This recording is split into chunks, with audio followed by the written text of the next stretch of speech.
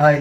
இன்றைக்கி என்னோடய ஃப்ரெண்டோட அம்மாவுக்கு இறந்துட்டாங்க. அதனால் இன்னும் ஒரு 3 நாளைக்கு நான் கேம் ஓட்ட மாட்டேன். போயிட்டு அந்த துக்கத்தில் போய் நம்ம கலந்துக்குவோம். ஆல்ரெடி 2-3 ஃபங்க்ஷன் இருந்துச்சு, அதெல்லாம் அவாய்ட் பண்ணியிருந்தோம். முக்கியமான ஃபங்க்ஷன் அதெல்லாம் அவாய்ட் பண்ணிட்டோம். ஆனால் இருந்தாலும் நம்ம ஃப்ரெண்டோட அம்மா இறந்துட்டாங்கன்ட்டு ஒரு 3 நாளைக்கு நம்ம ஊருக்கு போகிறோம். பார்க்கலாம், 3 நாள் கழித்து மறுபடியும் கண்டிப்பாக வீடியோ போடுறேன். பாய். அப்படியே ரூமில் இருந்து அப்படியே ஜங்ஷனுக்கு எக்மோருக்கு தான் டிக்கெட்டு வைகை இருந்துச்சு மதியத்தில். சரி ஓகேன்ட்டு வெள்ளனா போனோம். செம்ம க்ரௌடு. ஆல்ரெடி இன்றைக்கி சனிக்கிழமைனால ஃபுல்லாக ரஷ் ஆகிட்டு இருந்தாங்க.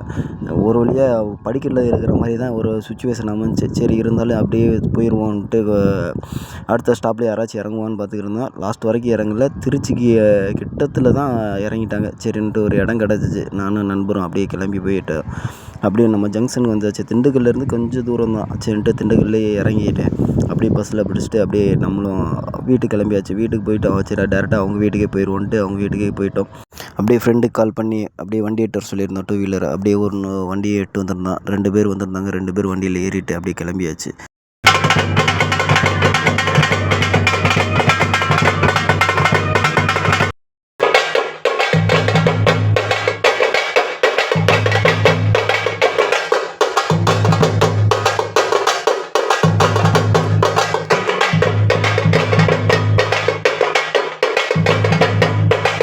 தூக்க போகிற நேரத்தில் வெடி வேறு இல்லைன்ட்டாங்க. சரி நான் அவசரமாக வண்டி எடுத்துகிட்டு போயிட்டு அப்படியே வெடியெல்லாம் வாங்கிட்டு வந்து அப்படியே தூக்கி அடக்கம் பண்ணிட்டாங்க. சரி ஓகே, நம்ம இன்னைக்கு சென்னைக்கு வந்துட்டு உங்களுக்கு கண்டிப்பாக வீடியோ போடுறேன். ஓகே, பார்க்கலாம்.